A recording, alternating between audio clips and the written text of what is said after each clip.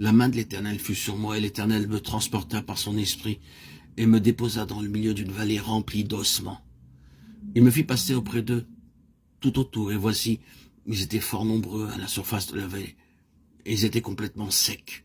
Il me dit, fils de l'homme, ces eaux pourront-ils revivre? Je répondis, Seigneur éternel, tu le sais.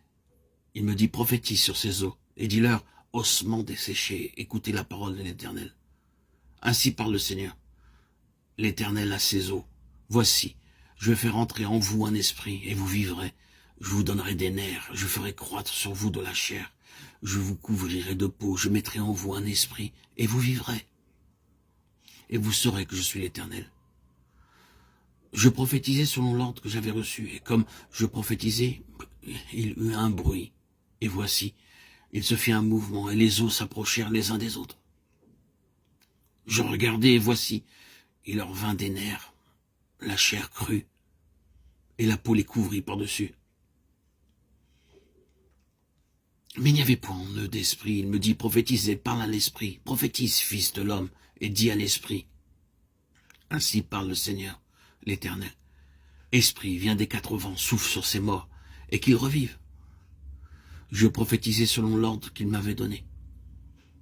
Et l'esprit entra en eux, et ils reprirent vie, et ils se tinrent sur leurs pieds. C'était une armée nombreuse, très nombreuse. Ézéchiel, chapitre 37, versets 1 à 10. Bien qu'il s'agisse dans ce chapitre d'une prophétie concernant le rétablissement d'Israël, nous voyons également que Dieu travaille selon des principes qu'il désire nous faire connaître, afin que nous les respections en les mettant en pratique en tant que collaborateurs. Ainsi, l'on ne peut forcer Dieu à faire ce qu'il n'a pas prévu dans son plan. Cependant, il est entravé si nous ne savons pas ce qu'il veut faire de nous. De plus, notre service dans la prière manquera de vie à cause de notre ignorance quant à l'œuvre qu'il veut accomplir en nous. Dans la parole de Dieu, nous voyons que toute œuvre implique un instrument, qu'il soit individuel ou collectif.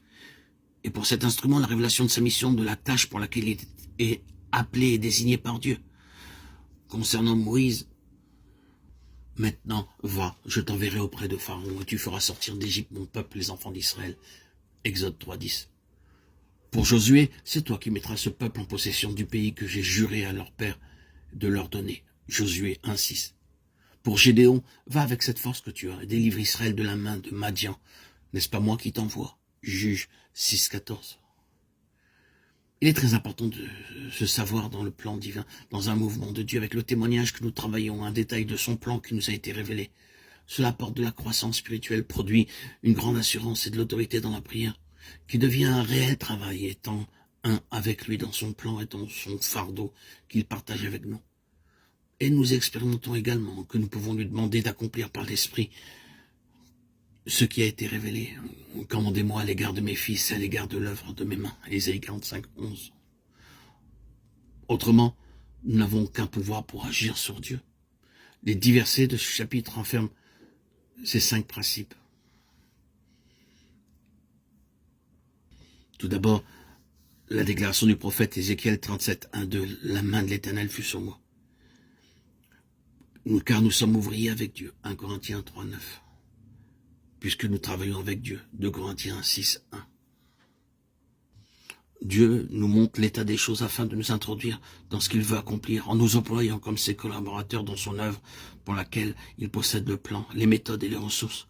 Il ne nous demande rien d'autre que de marcher à ses côtés, lui laissant le soin de tout accomplir. Son besoin, ce sont des vases avec lesquels il puisse partager sa préoccupation, en les utilisant comme des canaux dans lesquels et à travers lesquels il réalisera ce qui lui tient à cœur dans le temps où nous sommes. Que ce soit pour notre vie personnelle ou pour son œuvre, nous avons à apprendre à dépendre de lui et de lui seul, à connaître l'intention de Dieu pour devenir ses collaborateurs. Car alors, si nous voyons quelle est l'intention de Dieu en ce qui nous concerne et la part qui nous est échue, cette œuvre que nous avons à faire sera assurément en droite ligne avec son grand dessein, c'est-à-dire non seulement des âmes sauvées, mais des âmes amenées à la pleine maturité en vue de former une famille de fils, une épouse pour Christ, la sainte cité de Christ. Non seulement Dieu agit, mais il nous demande de veiller afin de discerner les commencements, en apprenant à collaborer intelligemment avec lui dans la prière, en le louant pour les détails de son plan que nous voyons s'accomplir. Ceci est important parce que le Saint-Esprit nous éclaire quant à l'apport des éléments nouveaux dans la prière. La prière doit suivre l'évolution du plan divin. Sans l'action de l'Esprit, notre travail restera stérile. C'est lui, le Saint-Esprit, le grand constructeur de l'œuvre de Dieu. Ainsi, quoique la vision communiquée par le Seigneur à Ézéchiel montrait un état quasiment impossible, un état de mort absolue, son intention demeure la restauration spirituelle de son peuple.